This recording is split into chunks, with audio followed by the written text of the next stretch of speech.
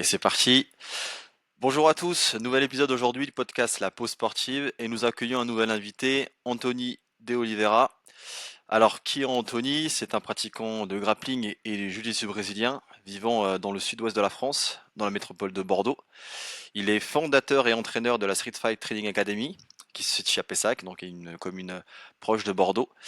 Il a été membre de l'équipe de France de lutte, toujours, j'imagine, de la CFJJB, Ouais, ouais, exactement. Ouais. de la Ouais. CFJJB, de France Judo Newaza. Il est actuellement entraîneur national junior avec l'équipe de France de grappling.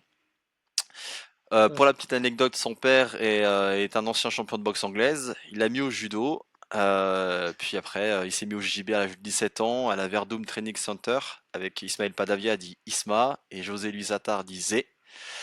Et en termes de palmarès, bon, c'est juste monstrueux. Alors, j'ai fait une petite recherche, Anthony, tu me diras si c'est bon, mais là, c'est Ouais. très énorme et je vais te le parler que de la ceinture noire parce qu'avant, il y a encore d'autres choses avant. Donc, tu as plusieurs Ouais, ouais, titres bah de ouais. champion de France en gi et no gi CFJB, Newaza, grappling, Ouais, vainqueur exactement. du Naga en 2017, champion d'Europe IBJJF no gi 2018, champion d'Europe UWW no gi 2019, trois fois champion d'Europe JJIF, c'est du Newaza si je ne me trompe pas. Ouais, c'est ça, Newaza, ouais, Champion exactement. du monde UWW Gi et Nogi en 2019. Troisième Europe Ouais.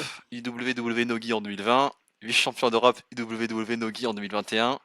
Troisième championnat du monde UWW Gi en 2021 et en même temps vice-champion du monde en Nogi. Ouais. Troisième award, Ça, j'ai presque oublié. troisième award JJIF 2021 à Abu Dhabi. Et il y en a Ouais. encore d'autres. Un champion du monde WWE Gi en 2022 et en même temps troisième en Nogi. 2022, ouais. Troisième championnat du Ouais. monde IBJJF Nogi 2019 et 2022, ceinture noire toujours. Troisième au championnat Ouais. d'Europe IBJJF Nogi 2024. Troisième championnat du monde WWE 2024. Et récemment, vainqueur de la Pro League CFJB 2025 en Nogi. Voilà. Exactement, ouais. Bah écoute, salut Anthony, comment vas-tu? Ben, ça va en forme tranquillement, Super, super. hein. Toujours en préparation pour les échéances qui vont arriver. Toujours dans ma structure. Ben là, j'y suis actuellement. Mm. Je sais pas si on peut changer la Ouais, caméra, oui, mais on voit très bien. voilà, je suis dans mon bureau. Et voilà, et après, ça me fait plaisir d'être sur ton podcast. Pourquoi? Parce que j'aime bien échanger. J'aime bien échanger, je trouve que c'est une bonne chose. Et je trouve que c'est quelque chose qui est enrichissant pour l'un comme pour l'autre et comme pour les personnes qui vont l'écouter. Parfait. Ben, je te remercie aussi. Ben, comme je te l'ai dit, c'est un honneur de t'avoir aujourd'hui sur ce nouvel épisode. Je tenais à remercier Mm. du coup ben, notre CNC en commun, Ismaël Padavia, Ouais, Isma. voilà, qui m'a dit de t'inviter et de t'interviewer après l'avoir interviewé une première fois.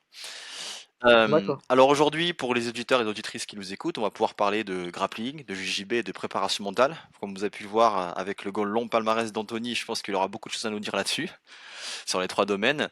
Est-ce qu'avant de commencer, est-ce que tu souhaiterais peut-être compléter la présentation que j'ai faite ou il y a des choses que tu voudrais dire avant?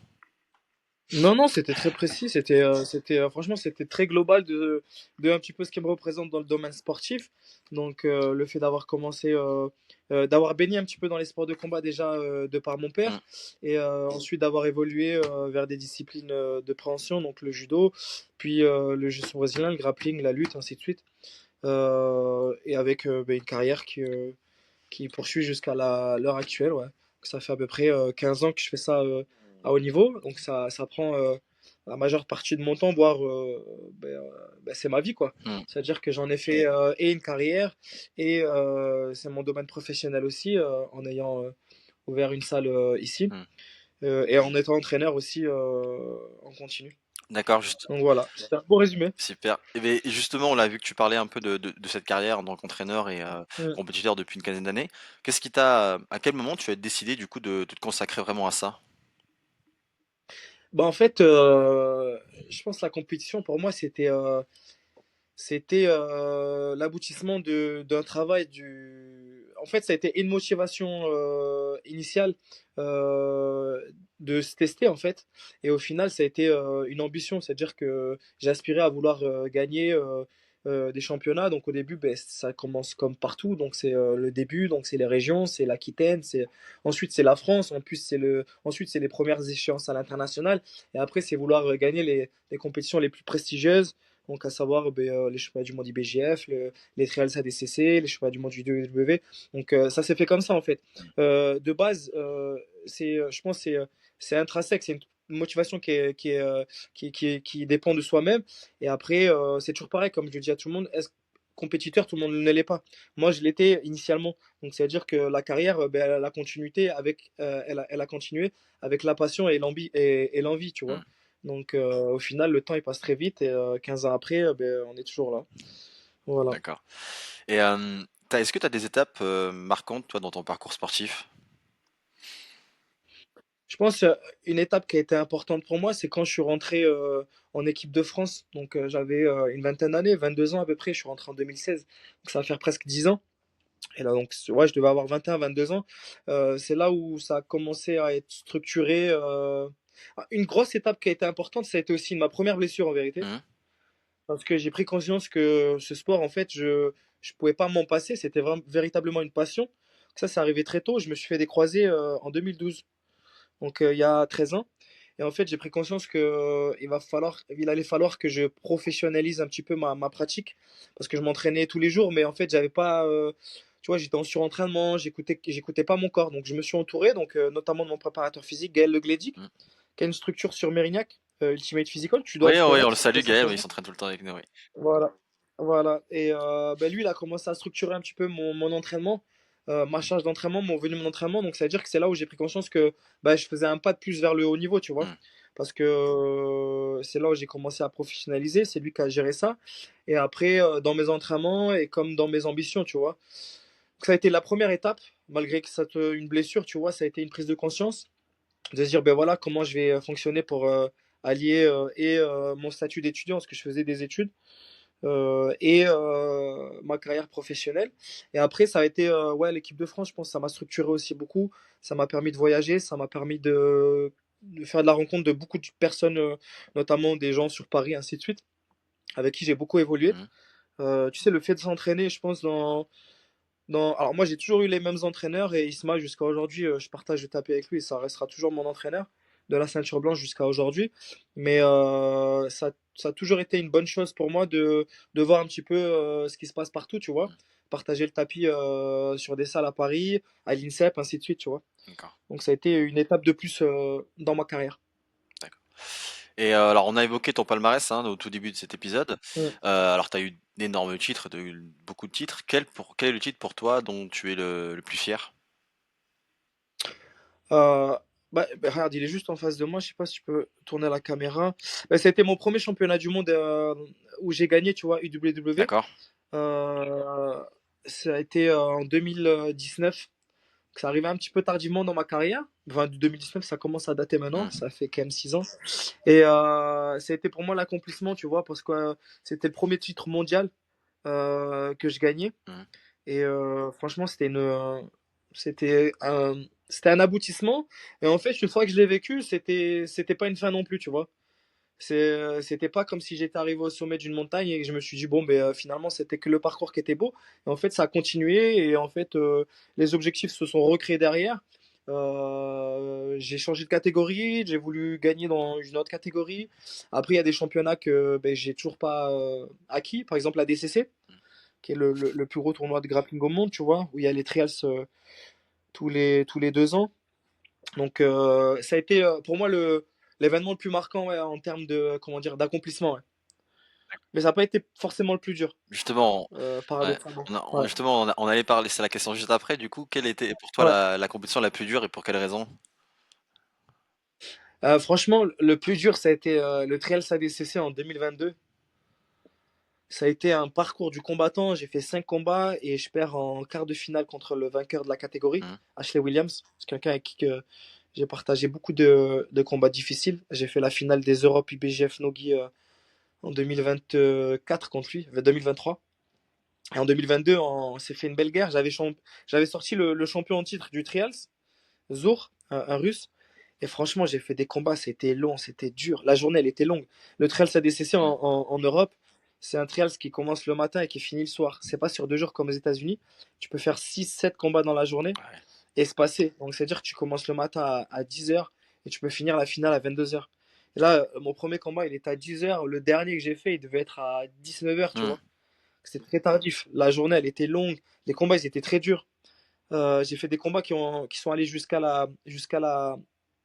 jusqu'au report, tu vois. Donc j'avais fait 6 minutes plus 3 minutes, des combats de 9 minutes. Hmm. C'était long, c'était dur. Et ça a été franchement, physiquement, c'était très dur, même mentalement.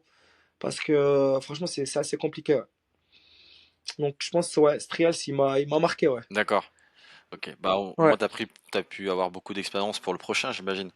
Vu que tu t'attends pas Oui, à oui, ça. le prochain, il sera normalement en septembre 2025. Je compte le faire là en 66 kilos. Et voilà. D'accord, super, merci. Mm. Ok, on va, avant de passer sur la préparation mentale, on va parler du coup de ta partie enseignement. Donc, tu as fondé la Street Fight Training Academy. Mm. Qu'est-ce qui t'a motivé à ouvrir ta propre académie? Bah, en fait, c'est de base, Street Fight Training Academy, ça s'est fondé avec mon oncle Philippe d'Oliveira. C'était son projet à lui, en fait, initialement. Après, moi, j'avais le souhait et le désir de développer une structure. Pourquoi? Parce que alors moi, j'ai une formation commerciale de base. J'ai eu un BTS Management du commercial, donc c'est-à-dire que j'avais cette fibre commerciale. Et en fait, pour moi, en France, il y a 15 ans comme aujourd'hui, le seul moyen de vivre du grappling, c'était d'être entraîneur Hmm, voire de monter sa structure, tu vois, parce que c'est un sport où ça fait 15 ans que je fais ce sport, des médailles, j'en ai acquis plein, et il y en a très peu qui m'ont donné de l'argent, tu vois. hmm, Ceux qui m'ont donné de l'argent, ça a été ceux, par exemple, à la fédération Newaza, quand j'avais le statut d'athlète de haut niveau, par exemple. Mais sinon, les autres, ça te donne de la réputation, ça te donne du crédit si tu vas aller donner des stages. Mais derrière, si tu n'as pas cette casquette d'entraîneur ou d'entrepreneur, hmm, tu ne gagnes pas ta vie, tu vois. C'est très récent qu'il y ait des cash prizes, tu vois. Là, par exemple, tu me parlais de la Pro League tout à l'heure. La Pro League, la dernière fois, elle m'a rapporté 2 000 € sur une soirée, hmm. mais c'est très exceptionnel, tu vois. Là, il commence à avoir quand même des cash prizes, des organisations qui s'organisent. Donc, ouais, le souhait initial, c'était vraiment vivre de ma passion et pouvoir la pratiquer pleinement. Donc continuer à s'entraîner sans avoir cette contrainte professionnelle d'avoir le travail à côté, tu vois. D'accord. Donc ça s'est bien marié entre les deux, entre l'aspect entrepreneurial et l'entraînement de haut niveau et être entraîneur aussi, tu vois. Parce que c'est quand même une passion pour moi aussi de, comment dire, de transmettre ma passion, tu vois, de D'accord. donner des cours. Ok. Donc ça s'est fait comme ça s'est fait relativement bah, grâce à Philippe, mon oncle, et à mon actuel associé, Hamza, avec qui ben, qu'on est là depuis le début. Donc voilà, ça a été une belle aventure, c'est une aventure qui continue, c'est une structure qui vit, et bah, c'est une fierté, quoi. Ok, super. Bah, en tout cas, félicitations. Merci. Et d'ailleurs, en tant que du coup coach, quelle est ta vision toi de l'enseignement, du coup du JB, du grappling et d'autres peut-être disciplines que tu enseignes? Bah moi en fait je pars du principe que les gens ils viennent pour chacun un objectif qui leur est propre, tu vois. C'est-à-dire que leur objectif personnel, je sais pas moi, l'épanouissement, la sociabilité, le fait d'avoir confiance en soi, ainsi de suite, tout ça, ça leur est propre. Et après le travail moi que j'enseigne, c'est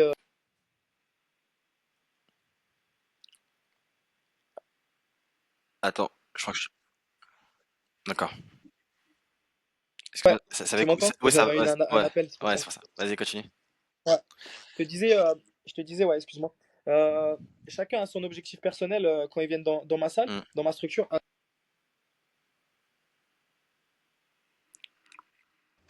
ouais, j'ai eu deux appels. Vas-y continue coach. Excuse-moi, j'ai eu deux appels. Ouais, Ouais. Je te disais, chacun a son objectif qui leur est propre, tu vois.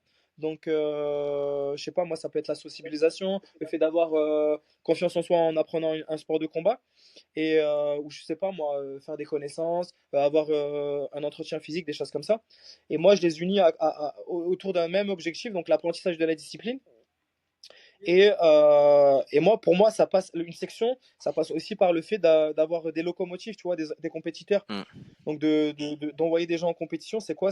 Ça les unit autour d'un même objectif aussi, c'est faire évoluer l'ensemble de la structure et l'ensemble du groupe, tu vois. Donc c'est d'accord. très important pour moi, même si tout le monde n'est pas compétiteur, tu vois, je le conçois. Et voilà, c'est surtout de la transmission de savoir et aussi de valeur, tu vois, parce que dans mes cours, j'ai aussi des jeunes et je trouve qu'il y a aussi un rôle éducatif dans le sport. Le sport, c'est un petit peu Hmm, l'école de la vie. C'est un ascenseur social aussi pour beaucoup. C'est l'endroit où, ben, tu vois, tous les milieux se fréquentent et se côtoient sans forcément avoir d'a priori les uns sur les autres, tu vois. Donc, je trouve que hmm. c'est un acteur, enfin, c'est important pour moi, ce travail-là aussi. En dehors de l'aspect compétition. Parce que des compétiteurs, en vérité, D'accord. t'en as, et il n'y en a pas beaucoup qui vont accéder au niveau. Le haut niveau, c'est dur. Je pense qu'on va en reparler après dans tes questions, mais, Hmm, ça demande beaucoup de contraintes, tu vois. hmm, d'accord. Voilà. Euh, et alors, dernière question par rapport à l'enseignement. Toi, quel conseil justement tu te pourrais donner à un jeune qui veut commencer la compétition, qui veut tenter de percer dans ces disciplines? Tu pourrais te donner quoi comme conseil? Bah, franchement, je lui conseillerais d'avoir de la motivation et de la discipline. Beaucoup de discipline, beaucoup de rigueur et après de ne pas brûler les étapes. Hmm, C'est-à-dire que en fait, il faut avoir initialement conscience de la dureté de ce que demande d'être compétiteur à haut niveau et de le prendre au début comme un défi personnel. C'est-à-dire que de ne pas vouloir prouver aux gens qu'il veut être le meilleur, tu vois. Bien évidemment, on a tous de l'ego. hmm, Moi, j'ai de l'ego, je suis un compétiteur, c'est normal. Même sur mon tapis, j'ai de l'ego. C'est-à-dire que c'est dur à me scorer. C'est-à-dire que je n'accepte pas qu'on me gagne des positions ou qu'on me soumette, des choses comme ça. hmm. Mais c'est sain comme mentalité, tu vois. C'est pas malsain. Et je le fais uniquement pour moi. C'est-à-dire que je le fais pas pour les réseaux sociaux, ainsi de suite, tu vois. Donc déjà, c'est d'avoir une motivation qui est propre à lui-même, une discipline. Et après, bah, le travail, hein. C'est toujours pareil, hein. D'accord. Moi, tu sais, des gens qui passent les portes de mon académie avec des rêves et des envies, moi, je crois en eux et j'espère qu'ils croient, enfin, qu'ils y croient aussi. Hmm. Après, je sais pertinemment que ça demande du travail parce que moi, je suis passé par là. Donc, je les m'efface un petit peu à ce travail-là en leur disant que tout est possible, mais qu'il faut du travail D'accord, ok, donc beaucoup de travail et une discipline. Ok. et de discipline, ouais. Alors, on va passer du côté mental, si tu le veux bien. Mm. Comment tu te prépares, Anthony, mentalement et physiquement avant une grande compète? Mais en fait, l'aspect mental, initialement, moi, pour moi, c'était quelque chose. Moi, quand je suis rentré en équipe de France à 21 ans, 22 ans, c'est là où j'ai découvert qu'on était tous différents. Hmm, On avait tous des peurs différentes et ça nous faisait plus ou moins des freins ou des motivations. C'est-à-dire que moi, j'ai jamais eu cette peur. J'ai peur encore jusqu'à aujourd'hui. hmm, Enfin, j'ai pas peur, mais ça me transforme. C'est-à-dire que la veille, tu peux rigoler avec moi. Le jour même, tu peux rigoler avec moi. 10 minutes avant que je combatte, mon esprit change, tu vois. hmm, Vraiment, je suis deux personnes différentes. De toute façon, j'ai plein de personnalités au sein de moi parce que, tu vois, je suis différent hors du tapis que sur un tapis. Avant de monter sur un tapis de compétition, après, pendant, en fait, il y a beaucoup de choses qui se mélangent. Mais moi, ça m'a. En fait, j'ai été un petit peu, comment dire, dès le plus jeune âge, mon père, il m'a toujours un petit peu forgé à ce genre de choses. hmm, Parce que lui aussi, c'est un compétiteur de très haut niveau. Il est en équipe de France, il devait faire les Jeux Olympiques de Barcelone en 92. Donc, tu vois, il a toujours été un petit peu la personne sur qui s'épauler mentalement, qui me disait, voilà, c'est la bonne façon de voir les choses, c'est celle-ci. Et au final, ça m'a toujours correspondu. Et au final, ça m'a jamais mis de frein à évoluer en compétition et performer, tu vois. hmm. Alors que pour certains, voire beaucoup de personnes, c'est un frein. Donc, j'ai pas forcément de. Mais bien évidemment, j'ai mes habitudes, tu vois, avant de combattre, ma façon de penser, ainsi de suite, tu vois. Et des fois, j'ai des doutes aussi, hein. Des fois, je suis dans l'avion, je suis tout seul, je pars en championnat, je me dis, mais qu'est-ce que tu fais là, tu vois? Hmm, Pourquoi tu es au régime? Pourquoi tu manges pas? Pourquoi tu. Alors que franchement, j'ai un cadre de vie en France, il est. T'as vu, je m'épanouis à Bordeaux, j'ai pas besoin d'aller à l'autre bout du monde me battre avec des Dagestanais, tu vois. hmm. Mais tu vois, le jour où je le fais, je suis hyper content parce que c'est ça que j'aime faire, tu vois. C'est comme ça que je me sens vivant. D'accord. Et après, physiquement, l'aspect physique, euh, mais comme je te l'ai dit, suite à ma blessure, j'ai eu Gaël en préparation physique. Et franchement, ça, c'est quelque chose sur lequel je lui fais entièrement confiance. Donc, c'est lui qui gère mon volume d'entraînement et c'est lui qui gère ma préparation physique avec des cycles d'entraînement, tu vois. Hmm, Des cycles de force, puissance explo, des cycles puissance max, tu vois. C'est lui qui gère un petit peu cet aspect physique. Jusqu'à aujourd'hui, bah, j'ai toujours mes séances avec lui à Ultimate Physical. Donc c'est bien encadré et voilà. Après, le physique, c'est le sport au niveau, il t'exige d'avoir un physique qui est fort, tu vois. hmm, Surtout dans les sports de combat. Les gens qui te diront oui, c'est que de la technique. Il faut être technique. hmm, Oui, il faut être technique. Mais physique, faut pas oublier que c'est un sport de combat. Et combat, c'est une opposition physique. Donc, hmm. que tu le veuilles ou non, il faut avoir un physique solide. D'accord. Mm. Parfait. Et du coup, tu nous as dit tout à l'heure que tu as pris l'importance en fait du mental quand tu as intégré l'équipe de France, c'est ça? L'équipe de France, ouais. Ouais. Ouais. Et du coup, pour toi, donc on a parlé de la physique, de la technique. Pour toi, le mental, ça représente combien en pourcentage, on va dire, l'importance du mental en compétition? 70% pour moi. D'accord. Donc une grande partie. Ouais. Et ouais, je pense la majeure partie. Pourquoi? Parce que moi, j'ai un ami à moi qui est en équipe de France, Pierre Manzo. Hmm, Et tu vois, il n'avait pas de préparateur mental. Et c'est quelqu'un qui est échoué avant le podium. Et alors qu'il a des capacités énormes. Il sera avec moi jeudi, là, hmm, d'ailleurs. Des capacités énormes. Et il y a 10 ans, un préparateur mental, c'était un petit peu tabou, entre guillemets, tu ouais, vois. C'est une faiblesse, hmm, alors que c'en est pas une, tu vois. C'est quelque chose qui doit se développer comme les autres aspects physiques et techniques, tu vois. hmm. Et au final, il a pris un préparateur mental et ça lui a débloqué quelque chose dans son mindset, tu vois. Et il a performé. Fils D'accord. champion du monde, champion d'Europe, et tout a coulé, tu vois. Hmm, Et vraiment, c'était un vrai déclic, tu vois. Donc, je pense que s'encadrer, tu vois, ça fait partie d'un staff, tu vois. C'est toujours pareil. Ça fait partie d'un staff et avoir de la préparation mentale, pour moi, c'est très important dans un championnat, tu vois. hmm. Après, des fois, le parcours de vie influence aussi beaucoup l'aspect mental. Parcours de vie des gens, tu vois. On le voit bien à haut niveau. Tu regardes les mecs qui percent à l'UFC, ainsi de suite. La plupart du temps, ils ont un parcours de vie assez particulier, tu vois. Hmm. Qui ont forgé un mental en eux, qui font que ils arrivent dans une cage, ils sont désinhibés de beaucoup de peur, tu vois. Ouais, ok. Ok, donc Mm. le côté mental est hyper important et après Ouais, forcément en fonction d'où tu viens, ça peut changer. Et c'est vrai que exactement. quand tu parlais de l'UFC, mais de grands champions de l'UFC, quand tu regardes un peu leur passé, c'est qu'ils ont vécu quand même pas mal de Mm. choses qui ont fait qu'ils sont obligés de se forger pour pouvoir performer. Euh, Ouais, exactement. Ouais. Tout à l'heure, c'est bien, tu nous as parlé un peu de tes doutes et de la peur avant de compétition. Justement, toi, comment tu gères ça, le stress, les émotions, le doute avant une compétition importante? Comment ça se passe avec toi? En fait, je relativise et je me dis qu'au final, en fait, la plupart des gens, je pense qu'ils ont peur du regard des gens. Depuis que, tu vois, tout est médiatisé, Hmm, tout est visible sur Internet et tout, tu vois. Et c'est vrai qu'aujourd'hui, je sais pas, je te dis un truc enfin, tu prends un KO aujourd'hui en MMA, tu finis sur 800 plateformes et réseaux sociaux et malheureusement, ça va être difficile à vivre, tu vois. Donc les gens, ils ont cette peur de l'autre, tu vois, du regard des gens et du jugement, alors que de base, ils le font pour eux, tu vois. hmm, De base, tu pratiques un sport à niveau, tu le fais pour toi. Après, oui, il y a l'aspect financier. Mais ça, nous, on l'a pas en grappling, tu vois, énormément. Moi, que je gagne mon combat ou pas, la plupart du temps, ça va pas changer mon rythme de vie, tu vois. ouais, Ça va pas changer le fait que je vais manger plus ou moins à la fin du mois ou payer mes factures, tu vois. Enfin, là, ça commence à le faire, oui. Pourquoi? Parce qu'il y a des cash prices qui sont assez intéressants maintenant. Donc oui, il y a un petit peu cet aspect financier. Mais quand j'ai ces peurs-là, je me rappelle toujours pourquoi j'ai commencé et pourquoi je suis venu le faire, tu vois. hmm, Et c'est ce qui dit qu'au final, c'est là où je prends du plaisir, tu vois. Je me sens vivant à faire ce que j'aime faire.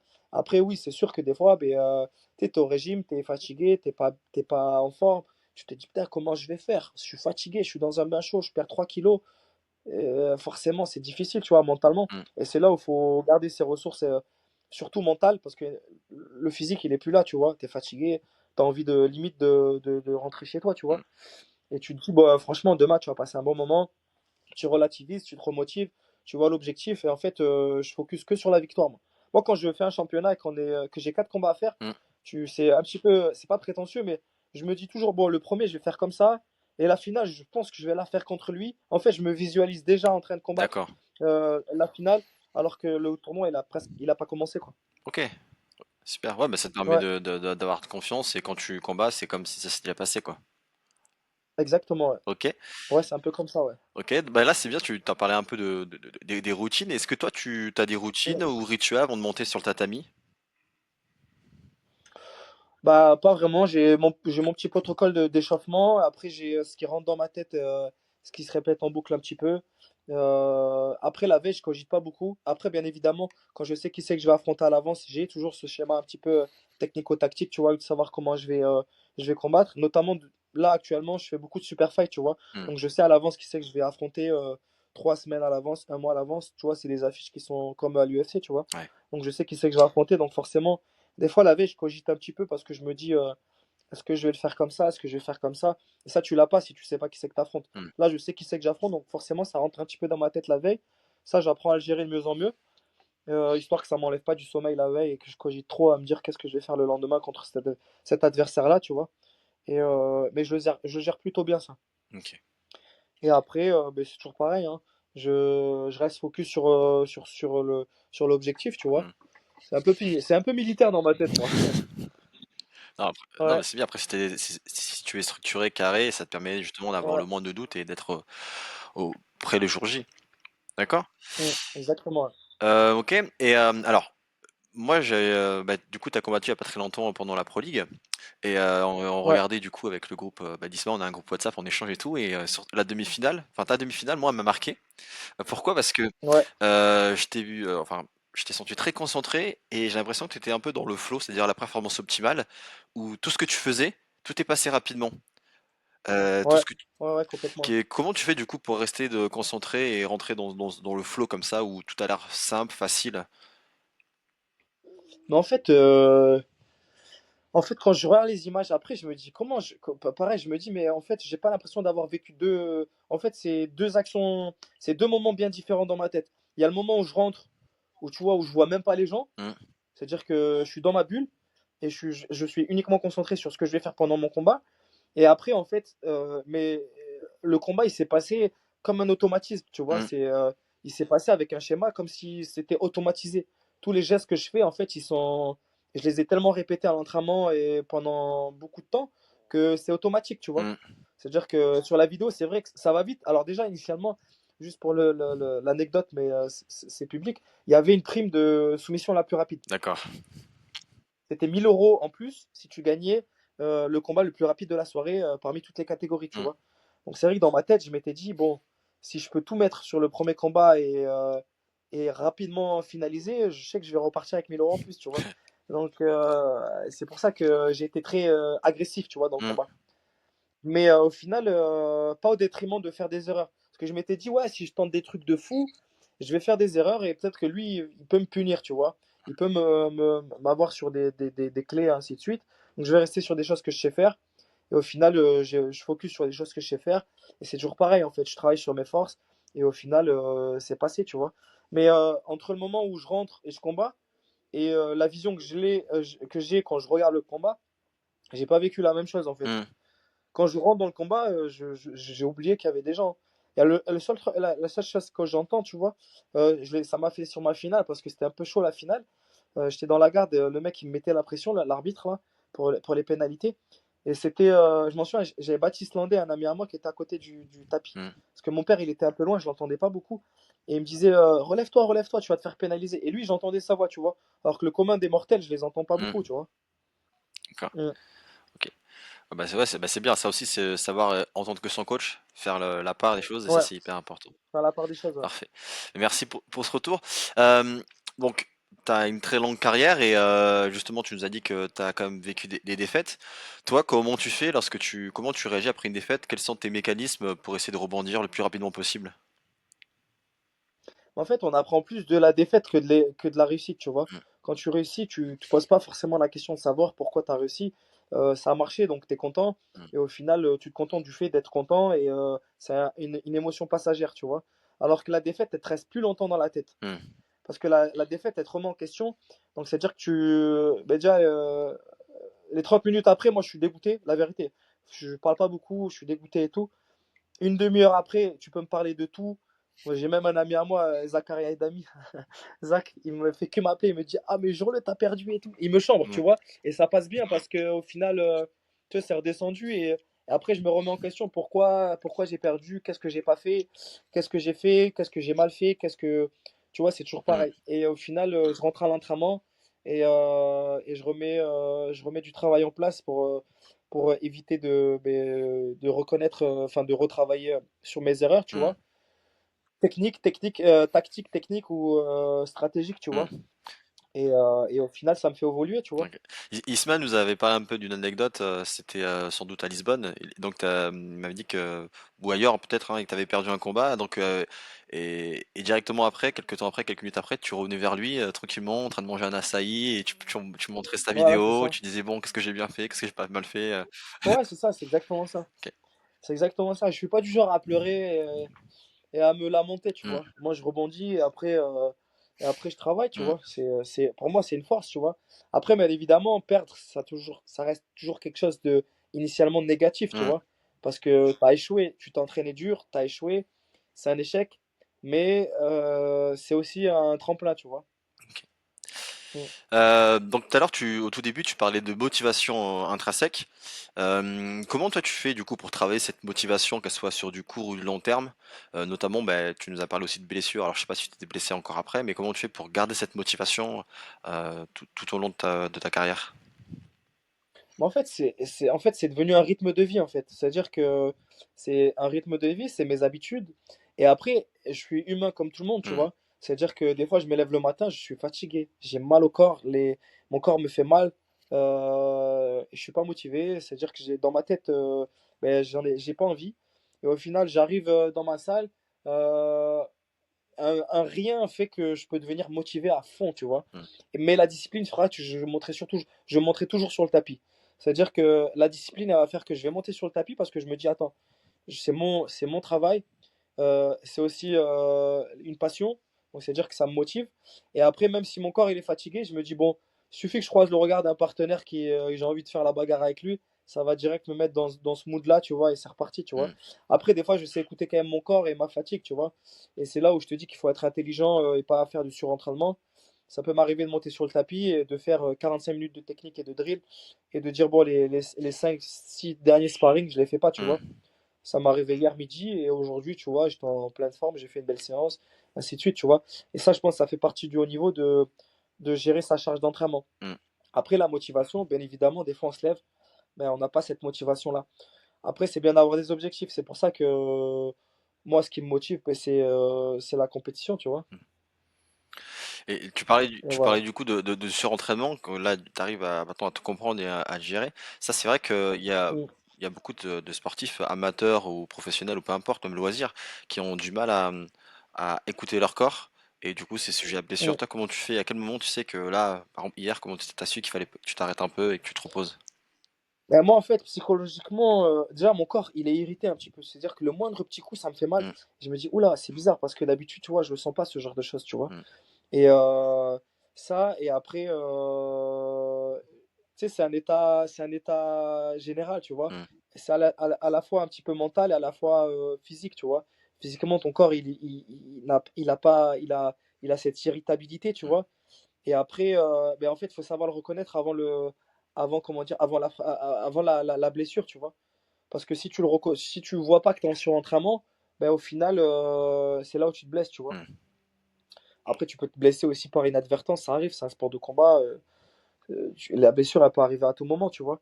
Mais le fait de pas être en surentraînement, ça te déduit beaucoup le facteur blessure, tu vois.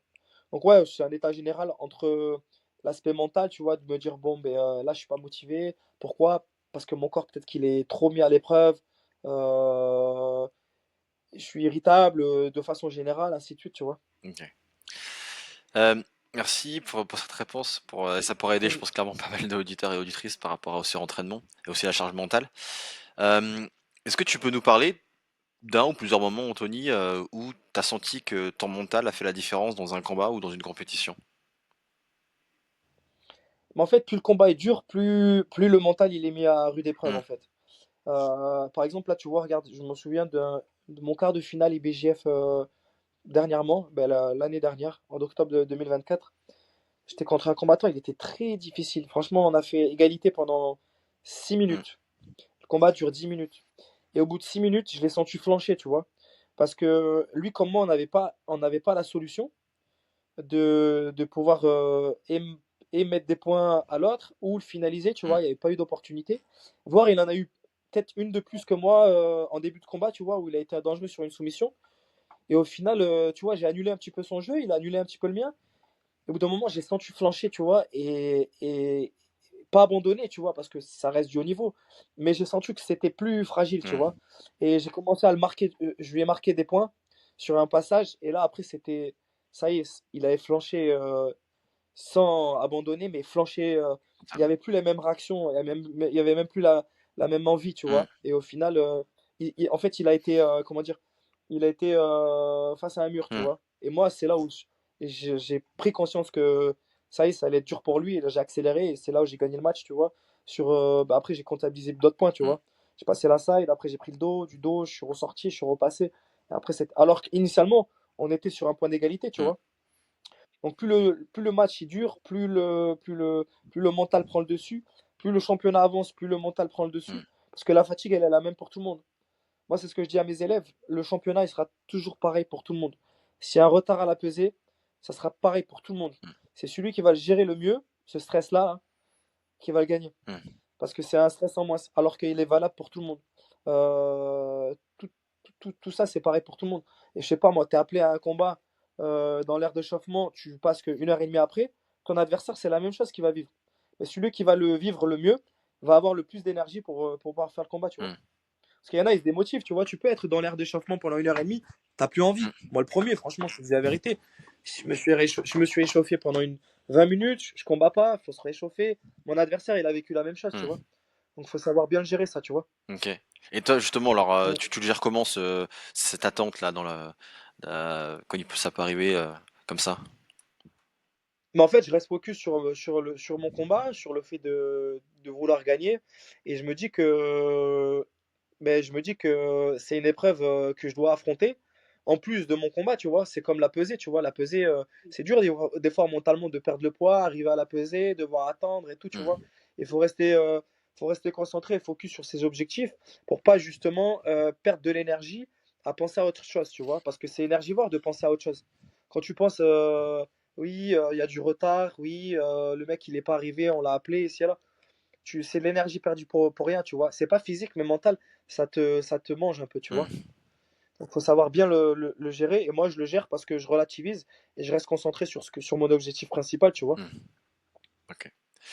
Euh, pour terminer sur l'aspect mental, du coup, quels sont tes objectifs d'abord en tant que compétiteur? Et après, on parlera en tant que coach pour les prochaines semaines, prochains mois, prochaines années.